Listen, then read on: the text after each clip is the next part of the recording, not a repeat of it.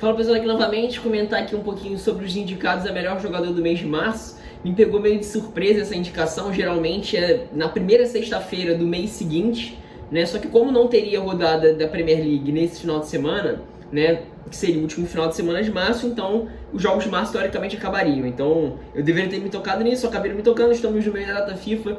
Enfim, vou comentar aqui um pouquinho sobre os 8 indicados, né? Só antes de começar de fato entrar no assunto, pessoal, já se inscreve, já segue os links na descrição, tá? O Twitter do canal, muito importante, sou bastante ativo por lá. O link do Instagram do canal, os links da página Premier League mais 18, conteúdo diário sobre Premier League, especialmente no Twitter. O link do canal Resenha Futebol, principalmente se você gosta de camisas de futebol, os caras são os craques das camisas de futebol. Postaram um vídeo hoje também falando sobre as camisas inspiradas em estádios, então confere lá se você gosta de camisas de futebol, tá? E o link do canal do meu amigo, né, Gabriel Abramovic, torcedor do Flamengo, torcedor rubro-negro. Ele tem também um canal, começou tem uns 2 meses mais ou menos, então se você é torcedor rubro-negro ou gosta de futebol brasileiro, segue lá, dá uma moral. Os vídeos são bem legais, editados, boas análises também, tá? Meu amigo pessoal da época da escola, do ensino médio ainda, tá? Então vamos lá, pessoal. Um dos pontos interessantes, né, da indicação desse mês de março, que eu comentei no Twitter, foram que tem vários jogadores aqui que deram a volta por cima, né? Muitos aqui que estavam numa situação bem ruim, né? Christensen, Reanatio, né? Enfim, Lingard também foi indicado. Então esse foi, eu acho que, o ponto mais interessante, né, dessa indicação. Então, vamos lá, vamos começar. Primeiro, Christensen, né? Zagueiro dinamarquês do Chelsea. Um que já tinha vivido um momento bom até um tempo atrás, né? Aí depois caiu muito o rendimento, ele ficou muito queimado, na minha opinião, naquele jogo contra o Barcelona. E o curioso é que naquela temporada 17-18, com o Conte, né, ele vinha jogando bem, tá? Ele não estava fazendo uma temporada ruim naquele ano, não. Só que aquele jogo parece que foi um ponto de descida, até a forma como as pessoas passaram a olhar para ele, e também em questão de confiança, né? Ele entregou de fato a bola no pé do Iniesta, aí se desenvolve aquela jogada e o Messi faz o gol, né? Mas enfim, desde a chegada do Thomas Tuchel, ele foi um dos melhores jogadores, se não um dos jogadores mais regulares do Chelsea, né, desde a chegada do alemão, né? E justamente naquele esquema do zagueiro mais protegido, onde ele passa a ser menos exposto a algumas situações onde talvez não seja exatamente o ponto mais forte dele, né? Ele jogando ali no meio, como zagueiro central, né, tendo o Aspilicueta pela direita, o Rudiger pela esquerda, à frente dele tendo o Jorginho e Kanté e Kovacic e Jorginho, né, tendo uma dupla de volantes à frente dele, ele passa a ser um zagueiro mais de coberturas ou das sobras do que de fato um cara para dar aqueles embates mais diretos, né? Os embates mais diretos que ele vai dar são geralmente pelo alto, né? E isso geralmente não é tanto problema assim para os zagueiros de forma geral. E dessa forma você consegue extrair o máximo, né? Talvez o máximo não, a melhor qualidade dele, que é justamente a qualidade técnica, né? Os zagueiros do Chelsea vêm sendo construtores também com o Thomas Tuchel, né? Bem mais do que eram na época do Frank Lampard, mesmo no esquema de 3 zagueiros. Então você consegue usufruir da principal característica dele. Então o Tuchel está conseguindo fazer isso bem, né? Ele é assim, como um passador, né? O cara dos passes longos, ele é um cara essencial, ele tem muita facilidade, muita capacidade para isso, né? Trocar passes ali no campo defensivo, muitas vezes chamar o adversário para permitir um espaço para alguma projeção, para alguma infiltração ali nas costas dos volantes adversários, por exemplo, e tentar um passe longo. Isso ele faz muito bem. E você consegue minimizar o defeito dele, que é justamente ter que fazer muitas vezes essas marcações mais próximas. Eu lembro que isso ele tinha muita dificuldade, né? Agora ele está mais protegido, então naturalmente as coberturas, as coberturas e as recomposições dele vão ser geralmente em situações mais fáceis, né? Muito parecido com o que era o Davi Luiz na época do Antônio Conte. Enfim, indicação muito legal. Assim, é o melhor jogador do Chelsea no mês? Não sei, acho que não. Mas vale a pena o reconhecimento e de fato é um dos melhores jogadores do Chelsea desde a chegada do Thomas Tuchel, não só no mês de março não, tá? Bom, agora vamos para Reanatio. Que história do Reanatio, né? Reanatio é outro cara que se esperava bastante dele, se esperava que ele fosse um dos bons atacantes aí de Premier League, né? E enfim, acabou nunca sendo no Manchester City, no Leicester também nunca conseguiu ser. Só que nesse último mês, né, no primeiro momento com a ausência do Jamie Vardy e no segundo momento jogando ao lado do Jamie Vardy, ele conseguiu ser, não só em alguns momentos, isso aconteceu em menos momentos, mas ser muitas vezes um segundo atacante, um facilitador de jogadas que vem de trás, por conta da lesão do James Maddison. O James Maddison em muitos momentos era o alvo dos passes nas costas dos volantes, né, tanto do Tielemans como de alguns dos zagueiros, né? Na ausência dele, o Reanatio fez muito esse papel, né? Isso ele já fazia também em muitos momentos na temporada passada, na temporada 19-20, quando ele entrava atrás do Jamie Vardy, para justamente ser esse cara das tabelas, né, dos toques rápidos, né, para gerar as aproximações um pouco antes ali da posição do centroavante, né?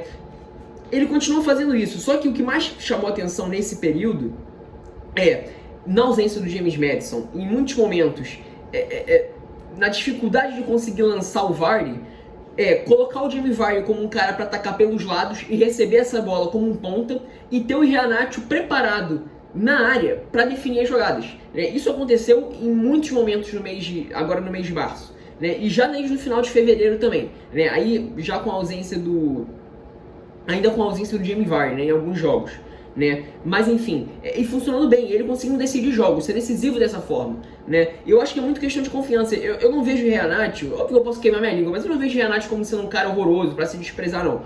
Talvez não seja, não fosse, não tenha capacidade para se tornar o talento que a gente pensou no primeiro momento, né? Que ele foi ser um dos atacantes de destaque da Premier League. Mas para ser um jogador, para alguns jogos, para alguns cenários e para ser útil dentro da rotação do que o Leicester precisa, eu não acho que é de todo mal, não, né? De fato, essa fase goleadora é um ponto fora da curva. Isso não é exatamente algo que a gente está acostumado a ver do Iheanacho fazer. Mas para ser um complemento ao Jamie Vardy em algumas situações, né, em alguns jogos, em alguns cenários, em algumas situações dentro de jogos, acho que não é ruim não. E acho que ele entra aqui de fato pelos números. Acho que o melhor jogador do Leicester no mês foi o Tielemans, né? Para mim talvez seja o melhor jogador do Leicester na temporada, né? Mas enfim, vale a pena o reconhecimento. Foi o mais decisivo, né? Pelo menos acho que dá pra falar isso. O mais decisivo jogador do Leicester nesse mês de março. E desde o finalzinho de fevereiro já, tá? Vale a pena lembrar. Agora vamos pro Harry Kane. Harry Kane dispensa comentários, não vou nem me estender em relação a isso. Pra mim, o melhor jogador da Premier League na temporada. O nível mais alto que a gente tá vendo na Premier League na temporada, pra mim, é do Harry Kane. Óbvio que tem vários bons competidores, né? Tem o Bruno Fernandes, o Jack Grealish, que perdeu boa parte da temporada agora em 2021. Mas dependendo de quando ele volta, se voltar bem, dá pra entrar ainda na competição. Tem o De Bruyne, que também perdeu um período aí por lesão. O Gundogan, né, além do altíssimo nível, fazendo gols. Mas eu acho que o meu voto vai pro Harry Kane, porque além, claro, do nível de jogo como um todo, né, capacidade de influenciar no jogo, de decidir jogos com gols, né, isso dá pra fazer um paralelo, óbvio, de forma diferente, então não tô comparando. Mas com o Gundogan, de ser um jogador influente no jogo e decisivo na frente, né, o Gundogan até, né, com um ponto fora da curva. Eu ainda prefiro, eu ainda acho que o Harry Kane é um cara muito essencial, muito importante para a equipe dele. Essencial. Talvez se o Harry Kane tivesse se machucado e ficasse lesionado a temporada inteira, eu acho difícil que o Tottenham estivesse na posição que está, né? E olha que nem tá tão bem assim como deveria, na minha opinião, tá? Então, dispensa comentários, para mim o melhor jogador da temporada e indicação merecidíssima, tá?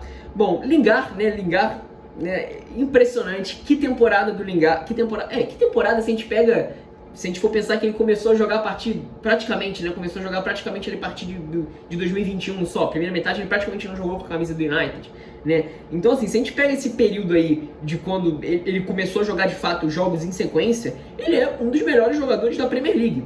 Assim, em termos de produção ofensiva, de importância para o seu time, ele agrega e muito, né, no comportamento ofensivo da equipe do David Moyes, né, seja partindo da esquerda, seja partindo da direita, de fato confiança, ele é um jogador desse nível, assim, ele é um jogador de bom nível de Premier League, talvez não para Big Six, mas para times desse patamar do West Ham, é um jogador desse nível mesmo. E é interessante, é bom ver ele jogando bem, é bom ver ele com confiança, ele é um cara que consegue, como eu falei, agregar muito, né? Só acho que em alguns momentos ele tá com excesso de confiança, um pouco demais, e acaba em alguns momentos tomando algumas decisões erradas, né?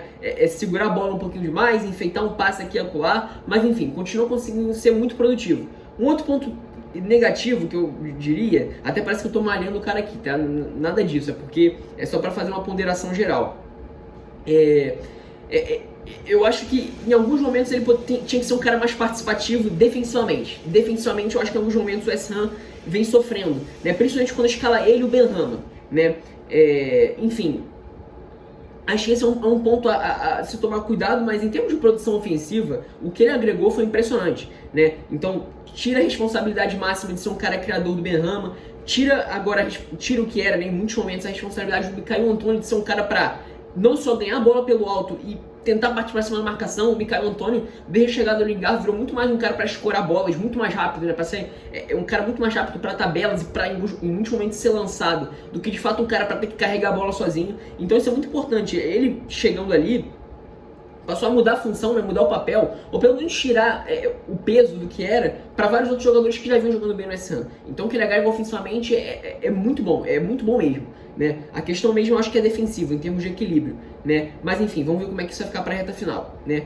Agora Mahrez, né, quinto indicado aqui, Mahrez é um dos talvez, na minha opinião, foi o segundo melhor jogador do Manchester City no mês de março. Né? A minha indicação seria pro Fernandinho, que voltou em fevereiro ainda e voltou voando, assim. O Fernandinho não jogou todos os jogos, mas todos os jogos que ele jogou, ele praticamente não errou. Nada, praticamente nada, né? E é um jogador que eu gosto pra caraca também. Enfim, é um dos ídolos do Manchester City, um dos maiores brasileiros da Premier League. Baita jogador, né? Mas, de fato, assim, em termos de produção ofensiva, de jogador que consegue decidir, de fato o Mahrez é o cara que talvez tenha mais chamado a atenção mesmo no Manchester City nesse mês de março, né? Ele que fez uma primeira metade meio apagada mesmo, com um City um pouco empolgante, né? Mas desde quando ele voltou da lesão dele, ali no final de janeiro, ele já vem sendo um dos melhores jogadores do Manchester City, sim, pelo menos em termos de produção ofensiva. Indicação merecidíssima, né? Bom, agora vamos para o sexto indicado, Meslier, um goleiro francês do Leeds.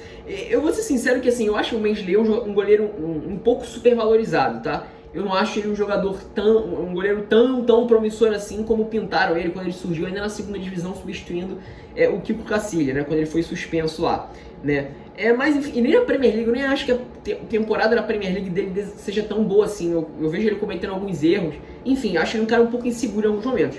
Mas no mês de março, de fato, com o Fulham mais sólido defensivamente, ele continuou sendo um cara bem importante, né? Com intervenções bem decisivas em vários jogos, né? No jogo contra o Fulham, no jogo contra o Chelsea também, né?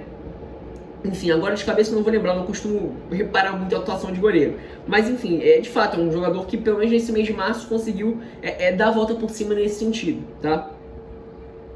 Sétimo indicado, Luke Shaw, de fato, talvez seja o melhor lateral esquerdo da temporada. Eu ainda colocaria ele no páreo duro com o Robertson, né? O pessoal esqueceu um pouco da primeira metade até ali meados de janeiro, que fez o Robertson, né, sendo, na minha opinião, o melhor lateral esquerdo da temporada até meados de janeiro. Só que o nível do Luke Shaw só vem crescendo desde meados de novembro ali, e ele tá talvez no patamar mais alto da carreira dele, né? Tem vídeo falando especificamente sobre o Luke Shaw, Expresso Premier League, se eu me lembrar eu coloco aí na descrição, tá? E, assim, a importância do Luke Shaw é praticamente de todos os sentidos. Ele consegue ser um cara para ocupar o corredor sendo opção de passe, né?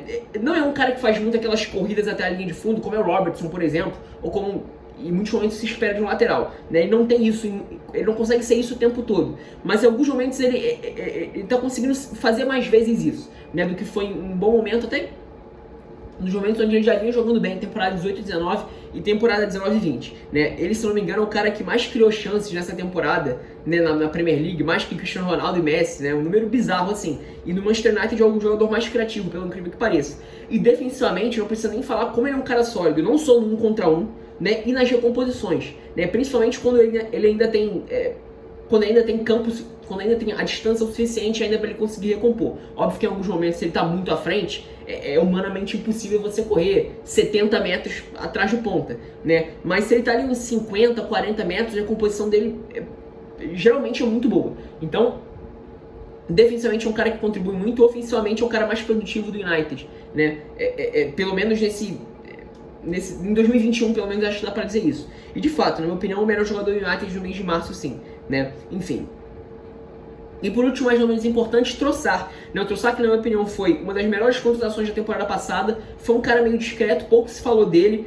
E, assim, nessa temporada, ele já vem fazendo isso na temporada passada, né? Jogando em mais de uma função, não necessariamente como um cara para partir da esquerda, né? Mas em muitos momentos circulando por dentro, né? Ele é um jogador que consegue, em muitos momentos, acelerar em jogadas por dentro, né? Receber nas costas dos volantes, não necessariamente aberto, e a partir disso fazer uma diagonal, tentar uma conexão com algum passe. Ele é um cara que geralmente finaliza bem, né?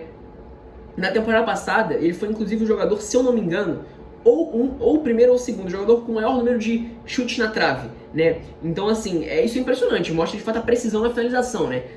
Muitas vezes uma finalização na trave é mais precisa do que uma finalização no gol, que muitas vezes não é na força específica, ou não vai no lugar específico, apesar de ir na direção do gol. Enfim, e é um dos jogadores mais produtivos do Brighton, né? De um Brighton que produz muito. É difícil falar de um jogador que produz pouco no Brighton, né? Tem Pascal Gross, tem o Maupay, né? Até o Welbeck, em alguns momentos, é um pouco abaixo do que eu esperava, mas em muitos momentos consegue produzir 2, 3 chances por jogo, né? O Lallana também fez um bom mês de março, conseguindo ser um cara produtivo, né? O Joel Veltman também, que até vem jogando como lateral pela esquerda nos últimos 2 jogos, mas seja pela direita, seja pela esquerda ele produz bastante. Enfim, né? É um dos bons jogadores também do mês de março, um dos melhores jogadores do Brighton, um dos bons jogadores do Brighton. É difícil falar em melhor, mas um dos bons jogadores do Brighton nessa temporada, tá?